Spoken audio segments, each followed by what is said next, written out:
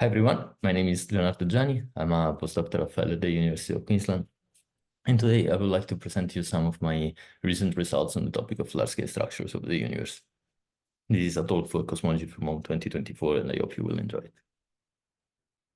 Okay, so the Lambda CDM is the most commonly and widely accepted description of the universe on cosmological scales.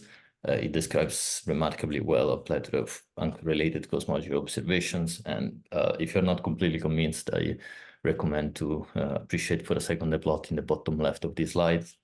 This is the angular power spectrum of temperature fluctuations of the cosmic microwave background as measured by Planck 2018. And as you can see, with just 6 parameters, the Lambda CDM fit, which is the solid blue line, describes remarkably well more than 760 degrees of freedom. So beautiful science here. However, when we talk about the Lambda CDM, we cannot neglect the huge elephant in the room, which is sitting in front of us, and it's in the name itself of the model. Essentially, we don't really have a fundamental explanation for the value of the cosmological constant, which seems extremely fine-tuned. And also, we have no clue about the fundamental nature of dark matter. We have several candidates, however, all of them escaped so far direct detection. And essentially, the best we can do on cosmological scales is to describe it as a pressureless fluid which interacts only gravitational.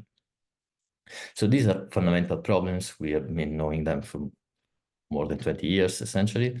However, there are much more pragmatical problems which emerged only recently, and this is because of the incredible precision reached by the experiments. The most famous one is probably the H-naught tension. This disagreement between observation of inferred measurements of the Hubble constant using early time probes like the cosmic microwave background or late time probes like supernova type 1a in shoes.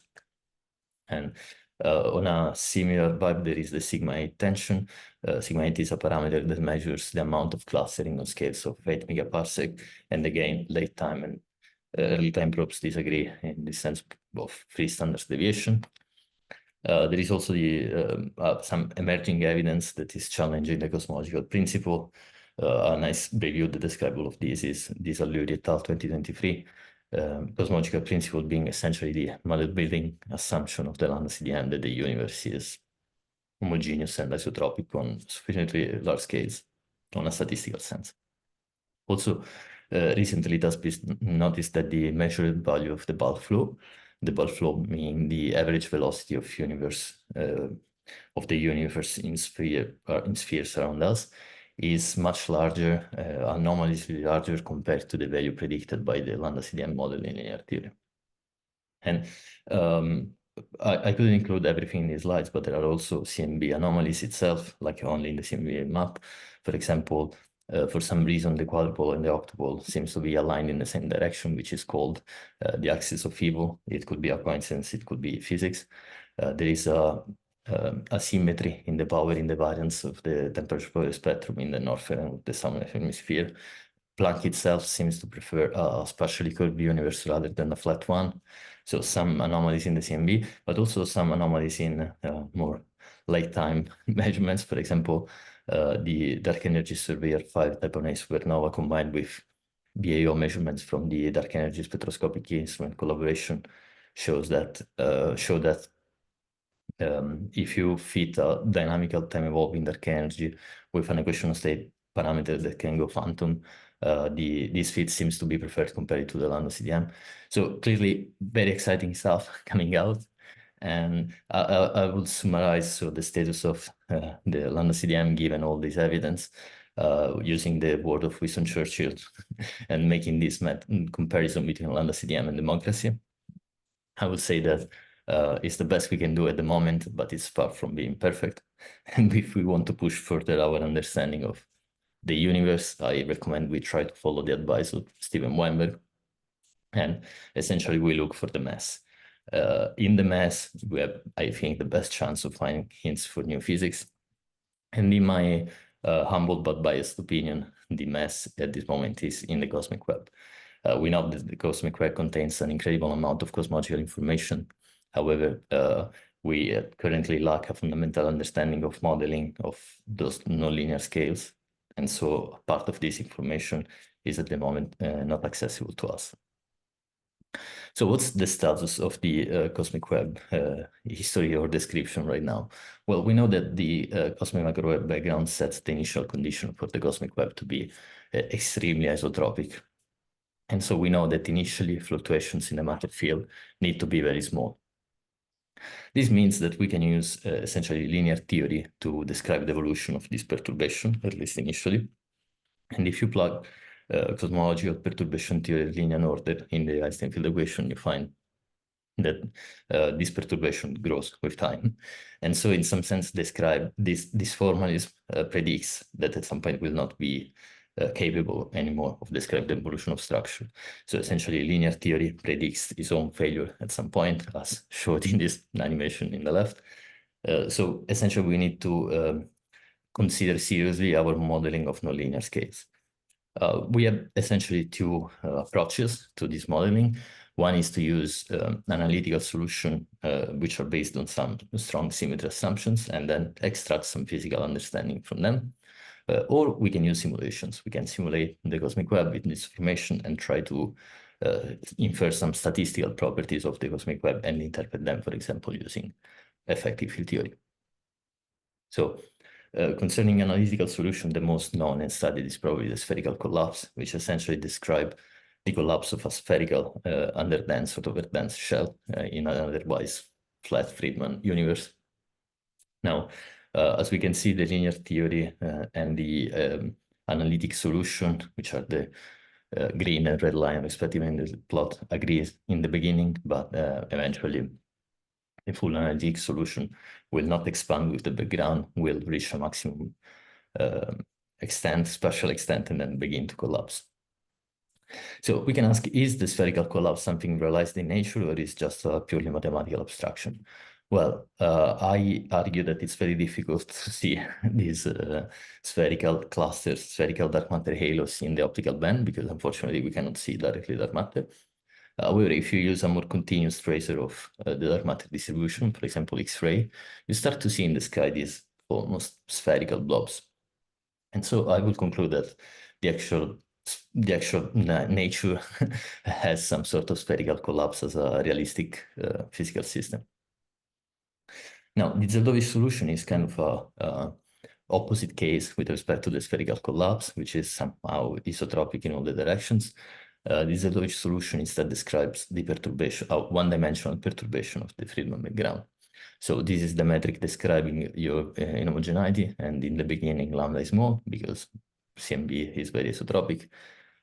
However, if you plug this metric in the Einstein field equation and assume a dust matter content, we will find the lambda grows as essentially just like the density contrast in linear theory, but this time is a full analytic solution. And so we see that what happens to the inhomogeneity essentially is a one-dimensional collapse, while the other two dimensions, spatial dimensions expand. The x-axis in this case collapse to singularity. So we have the formation of these two-dimensional sheets, which due to my poor accent, I will call pancakes. And if you look in the simulation, we see that these pancakes are actually appearing frequently. So the Zeldovich solution seems to describe something that happens at least in the simulations. So to summarize, I will say that in this analytical our understanding, at least, of the cosmic web in terms of building blocks, assumes the existence of these spherical clusters, of these pancakes, and some intermediate regime described by these not completely two-dimensional structures called filaments. Now, when we move to simulations, we have essentially two options. One is to use Newtonian simulations like the one to the right. They have the advantage of being with potentially very high resolution, and also they are quite cheap to run on laptops, so all good stuff. But I would argue that in the next future, we will have to use more and more fully general relativistic simulations like the one on the left. These simulations have the advantage, even if they are much more expensive computationally and can probe less resolved scale, they have the advantage of giving you not just information on the distribution of the density field, but also on geometrical quantities like the shear sigma or the Weyl tensor. Yeah. Okay, where does my job come in? As a theoretical physicist, I was pretty unsatisfied with the idea that we just have the spherical collapse and Zeldovich solution to describe the evolution of these structures. And so I asked myself, do I know any fully anisotropic solution of general relativity that can describe a collapsing structure? And eventually I realized that the Bianchi-9 spacetime this can describe something that is initially expanding with the background, but since it has positive curvature, eventually it could reach a turnaround and collapse. So the dynamic of the Bianchi-9 universe is easily described. You have three different scale factors, and one of them at least is expanding, and one of them is at least contracting, but the direction of contraction and expansion shifts chaotically. So I did this work in collaborations with my former supervisors, Oliver Piattel and Alexander Kamenchik. And essentially, again, we noticed that interestingly, this is a fully anisotropic collapse and contains as limiting cases both the spherical collapse and the Zeldovich solution. So what we found is that using this Bianchi-9 potential, you can see that the spherical collapse is slightly altered by the presence of this Bianchi-9 geometric curvature. And we found that these anisotropies effectively behave as spatial curvature, and so they lead to a slightly modified Schroeter formalism. Concerning the Zeldovich solution, instead, we see that the Bianchi-9 potential leads to a nice unstable solution. So instead of collapsing to a two-dimensional structure, the contraction stops and begins into another dimension. So essentially, this Bianchi-9 gives you a framework to develop two-dimensional collapse rather than only one, and this can lead to the formation of filaments. Interestingly, in this follow-up work from Chevitz and collaborator, they formalized and made more rigorous the embedding of these Bianchi-9 structures in the Friedman universe, and they also noticed that with some numerical analysis, actually these objects before collapsing undergo a number of oscillations, and so can actually describe filaments. So very interesting work, this one, which I recommend checking. So just to wrap it up, within this Bianchi-9 geometry, all the building blocks for the cosmic web that I mentioned before emerge naturally as subclasses of the underlying Bianchi-9 potential. Okay, how to make a connection between this theory, this prediction, and actual data? I asked myself, if we happen to live in one of these inhomogeneities on these structures, which are formed from a Bianchi-9 geometry, how would the universe look like from inside? So how would our cosmological inference be changed? And how would this structure look like from inside? So I try to address this question with my collaborators, Calan Hallett, Khaled Said, Tamara Davis, and Sandy Bagnozzi in this paper. And essentially, we opted for a data-driven approach. We made use of peculiar velocities, exploiting the fact that if you relax the assumption of isotropic and homogeneous expansion, peculiar velocity, peculiar motions are completely degenerate with cosmic expansion. And we use as a proxy for the cosmic expansion an ansatz coming through the Bianchi-9 geometry. So the structure we decide to describe is essentially defined through the notions of gravitational basins, which are volumes of the universe which contain bundle of streamlines that cannot exceed this volume. We focus in particular on this gravitational basin called Laniakea, which contains the Milky Way. And you can see it depicted in this reconstruction of the cosmic flow for catalog in the highlighted in red. So Laniakea essentially has been discovered already a few years ago in 2014 from Tully and collaborators. We took this cosmic flow for recent determination of Laniakea. So we use its mask. And since we expect from Bianchi-9 some sort of ellipsoidal shape, we fit an ellipsoid to this surface. And this is the best fit where we found that on average is a very reasonable fit. And then we went further and used all the peculiar velocities inside Laniakea and tried to fit them rather than as peculiar motion with this anisotropic expansion. So we said Laniakea is essentially a homogeneous ellipsoid, and instead of having any peculiar motion, every velocity is described in terms of this cosmic anisotropic expansion.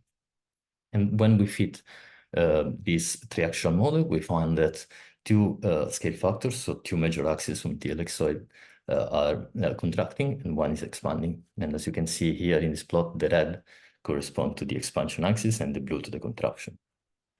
So the data look like the animation on the left, the theory look like the animation on the right. If we subtract this subplot and get the residual, we see that the fit is remarkably good. Everything is within 3 sigma, and the distribution of the residual looks like Gaussian.